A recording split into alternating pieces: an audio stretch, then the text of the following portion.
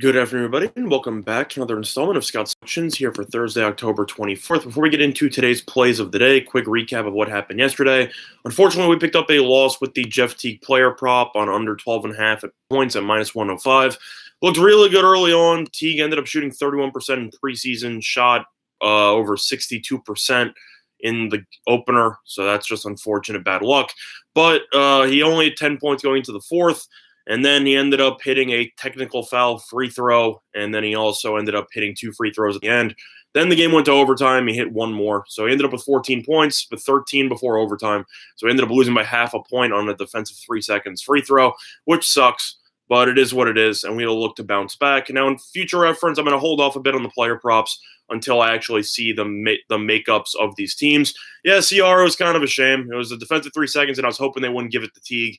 And they gave it to Teague, and then they ended up getting a free layup from a Levert turnover. But Teague started the game shooting 5 of 6 after shooting 31% in preseason. So that was just really unfortunate.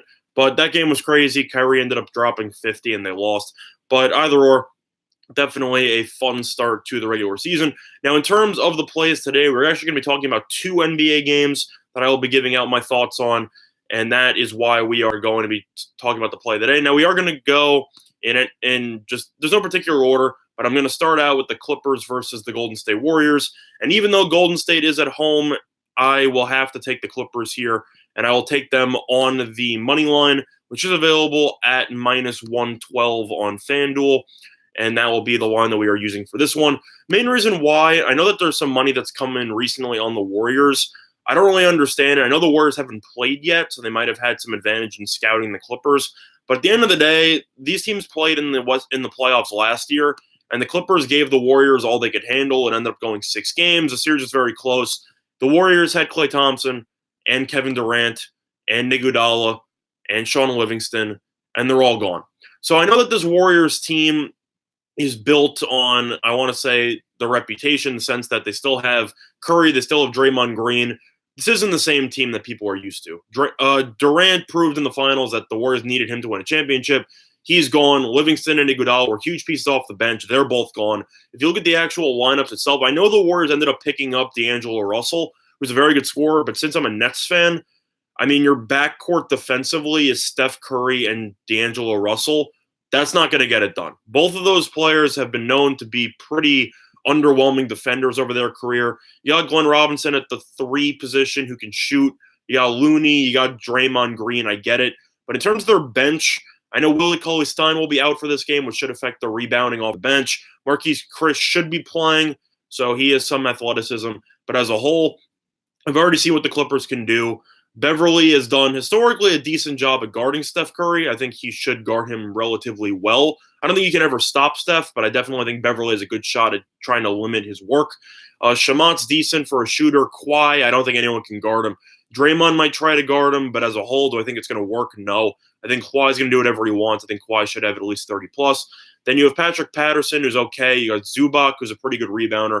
But then you have off the bench. I think the issue that you run into with the Warriors is just the matchup in terms of the bench. Without Livingston and Iguodala, I don't know how you match up against Lou Williams and Montrezl Harrell. I think they're going to do whatever they want. I think this bench unit for the Clippers is just too much to handle. And the fact that they've already played a game together and they were already able to beat the Lakers, I think the Clippers will just come in, play physical style. They'll dominate the boards as the Warriors are one of the worst rebounding teams in the entire preseason.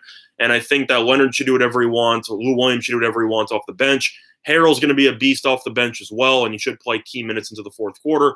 I think other than Curry and Russell, I don't know where Golden State's going to get their offense from. Draymond's not a big scorer. Looney's not a big scorer. Glenn Robinson can shoot threes. That's pretty much it. And other than that, your bench doesn't really bring much to the table now that Klay and Durant are gone. So I'm going to take the Clippers here on the money line at minus 112 on FanDuel, just based on the fact that the Clippers have already played a game for chemistry reasons and the fact that the Clippers overall, I think, are the best team in the entire league. In terms of my thoughts on the total in that game, I'll just give out a lean on that. That will not be any of my plays. In terms of the game itself, money has actually come in on the over. It's gone from 225 to roughly 227.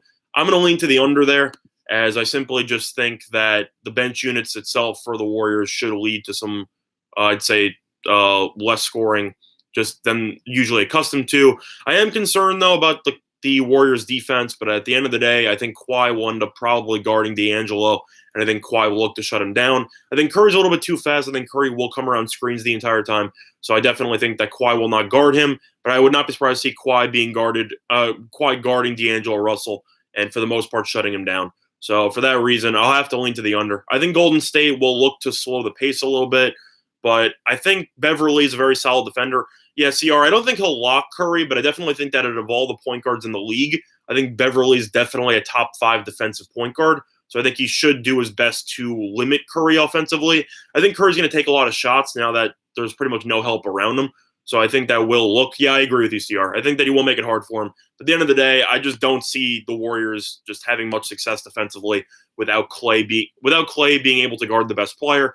Now you have Draymond potentially guarding Kawhi, which leaves you vulnerable for offensive rebounds. I think it'll be tough. So for that reason, I will take the Clippers on the money line on FanDuel at -112 on the money line. Now, in terms of my second play of the day, we're going to be sticking to basketball. We're going to be talking about another primetime matchup between the Milwaukee Bucks and the Houston Rockets. And in this game, we actually like the road underdog here, and we will be taking the Milwaukee Bucks on the money line, which is available at +104 on DraftKings. Simply put, the Rockets, similarly to the way that I discussed with the Warriors, I simply just don't trust this backcourt defensively for the Rockets. You have James Harden, who's been known for being one of the worst defenders in the entire league, and you put him together with Russell Westbrook, who's known for being, I don't want to say these are my words, but he's known for being a stat-padding rebounder who doesn't really guard anybody on the perimeter. So you got both of them together, and now they're supposed to guard arguably the best team in the Eastern Conference that can shoot threes. The Bucks ended up adding to their collection of people. DiVincenzo's back after he was injured last year. They signed Kyle Korver, so they have a lot more shooting. They brought back George Hill. They brought back some key pieces, and I definitely think that they will be too much to handle. Plus, the Rockets will be without Nene. So in terms of their front court, you have Clint Capella and Tyson Chandler. And the Bucks have Giannis Antetokounmpo, Brook Lopez, and Robin Lopez, and even Bender if they decide to go to him off the bench. I don't think Bender's that good, but as a whole, I don't know how the Rockets are going to stop Giannis, and I also question how Westbrook and Harden will function together in the NBA so far this season. They looked really good in terms of the preseason, but that doesn't mean anything. And I know that all the Rockets games had about 240 points because they couldn't play any defense. The Bucks won the season series last year 2-0. Giannis dominated. I think he'll dominate once again. I think Brook and Robin should do a decent job on the boards, and they'll do a decent job spreading the floor out for Giannis. Simply put, until I actually see Westbrook and Harden play together, I don't think they should be a favorite against arguably the best team in the Eastern Conference. Plus, I know that the Bucks ended up losing Brogdon, but they did end up getting Wes Matthews, decent veteran who can play some defense and shoot some threes. Is he as good as Brogdon? Hell no. I think Brogdon's a tremendous player, and I think the Bucks will miss him. But at the end of the day, Eric Bledsoe is a player who I've expressed hatred for in pretty much their entire postseason run. But at the end of the day, he still made first-team all-defense last year. So I definitely trust Milwaukee's defensive backcourt more than Houston's defensive backcourt. But in terms of the projected lineups, you have Westbrook, Harden, Gordon, Tucker, and Capella versus Bledsoe, Matthews, Middleton, Antetokounmpo, and Lopez. This game will be high scoring, but at the end of the day, I expect Houston to go hero ball in the fourth with either Westbrook or Harden, and I think that will go badly in terms of shot selection. Milwaukee has a lot of length. They could clog up the paint, and Westbrook's going to end up shooting 11 threes and hit about 3 of them because that's just what he is. So based on that, I'll take the Bucks there on the money line at +104. I think the Bucks should be slight favorites in this one, honestly, until Houston actually shows me something. I think Milwaukee should be maybe 1-point favorites, give or take. So I think there is a lot of value on that. So the two plays of the day will be on the Milwaukee Bucks money line at +104 on DraftKings and the Clippers money line at -112 on FanDuel. And those will be the two plays of the day. Now, in terms of the actual leans for today's card, we will be talking about some basketball leans. I'll start out with the only other game between Detroit and Atlanta. This game's a little tricky. I gave out a lean to Indiana yesterday, but then Drummond ended up going for 30 and 20. So I question Atlanta's ability to stop Drummond on the boards. However, I am a little bit concerned with Detroit playing a back-to-back in their first 2 games of the regular season. it's definitely going to take some getting used to for the team. I think that could be an issue. But do I think Atlanta's a good team? No, I don't. I know Kevin Huerter's a solid player, but he's also currently injured, and his status for this game is currently unknown, so that remains to be seen. In terms of the rest of the team, yes, I know that Trae Young is a solid shooter, but at the end of the day, he can't guard anybody. I mean, that's the problem you run into. I mentioned it with Curry. He's an undersized guard who can't guard anybody. But Detroit will still be without Blake Griffin, so I definitely question their offensive firepower. If I had to lean anywhere in that game between the Pistons and the Hawks, I'd have to lean to the over in pretty much every Drummond prop imaginable. I think Drummond should go for another 20-something rebounds. I don't think it matters. In terms of the fact that the Pistons will be at home for the first time this season, I have to lean to the Pistons here at -1.5. I think that even though they played yesterday, they had a pretty solid performance under the circumstances, beating a solid Eastern Conference team in the Pacers. And I think that against Atlanta, the Pistons should come out focused at home. So I would lean to the Pistons on that one, and I would lean to Drummond having another 20-20 performance, as I don't see anybody on Atlanta's team stopping him on the boards. So I definitely think Detroit is the way to go on that one. Now, I've had a question on hockey here between the Capitals and the Oilers in this spot. I know that the Capitals are currently the favorites, roughly -124, give or take. I have to lean to Edmonton on that one. I know Washington's won a couple of games in a row, but at the same point, Edmonton is still undefeated at home. They're in a bit of a goal slump, but they have not scored in each of their last 2 games combined. But at the end of the day, Edmonton at home as an underdog, I think is too much value to pass up. Washington could win the game, but Mike Smith has been very solid in net, and I think that Edmonton will get it together back at home. And as an underdog here, it's very rare you see a team that's undefeated at home as an underdog at home. So I think based on value alone, I have to lean to Edmonton on that, and that will be my first lean. Other than that, looking at any other leans between Philly and Chicago, I will lean to the over 6 goals. Philly's offense looked very solid this season. The defense has been okay. Chicago is a perfect over team. They played pretty much no defense, and they still have Patrick Kane and DeBrincat and some other pieces on the power play, which definitely are threats to score anytime they have the puck. I think this game should go over. I think you could see 3 goals from each team, so I will lean to the over in that one. Moving on, looking at the rest of the hockey card, not really a fan of anything in particular. I would lean to Buffalo getting the job done against the Rangers on the road. The Rangers are in the midst of a losing streak. They have really just not looked good since the first 2 games of the season. And Buffalo is still cooking. If you have not noticed, they are still one of the best teams in the Eastern Conference in terms of record.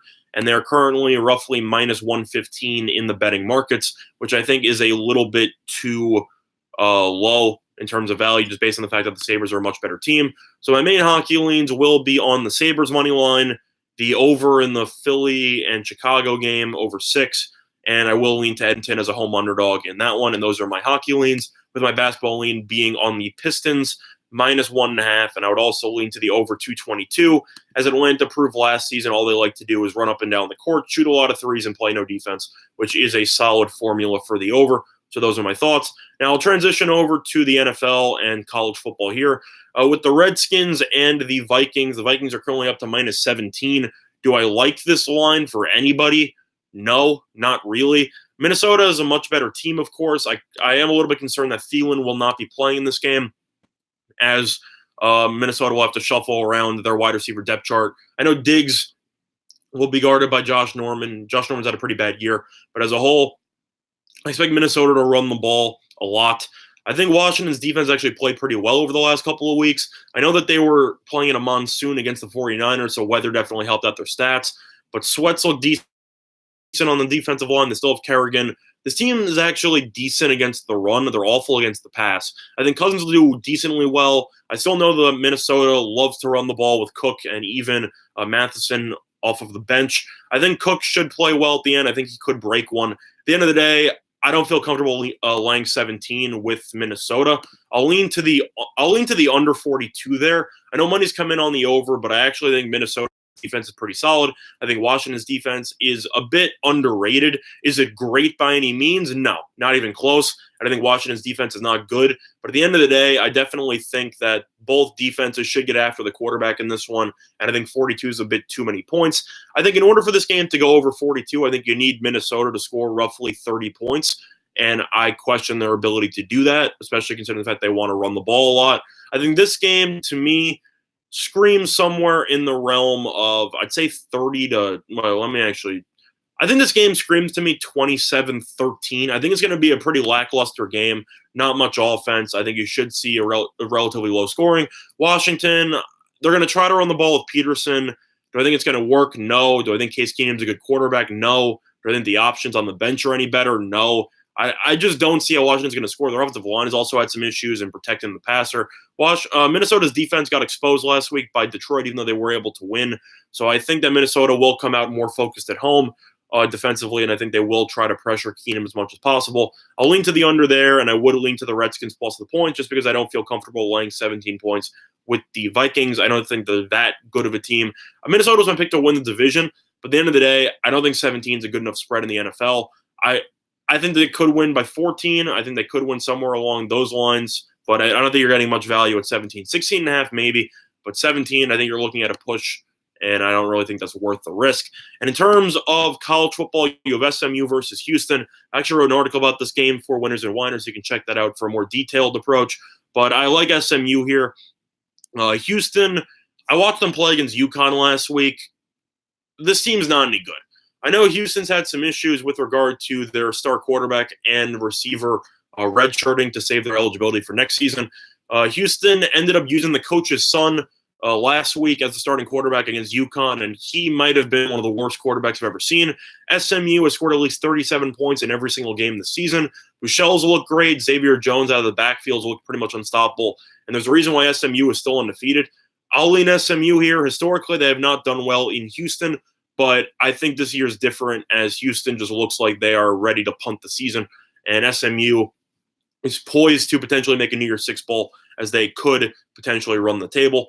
So for me, I'll lean to SMU minus 13.5, and I would lean to the over 13.5 because I think SMU should score at least 40. So I think you should see decent value on the over there.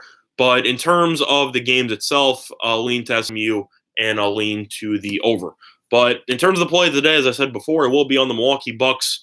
And it will be on the Milwaukee Bucks money line at plus 104 on DraftKings, and it will be on the Los Angeles Clippers on the money line, which is available at minus 112 on FanDuel. And those will be the plays of the day. Other than that, though, that's going to do this installment of Scott Selections here for Thursday, October 24th. Sorry if the video was a bit longer as we approached the 18-minute mark, but there was a lot to cover. And I hopefully was able to provide all of you with some information that you can find profitable. But other than that, though, that's going to do this installment, and good luck to all of you and your respective bets today. Bye, everyone.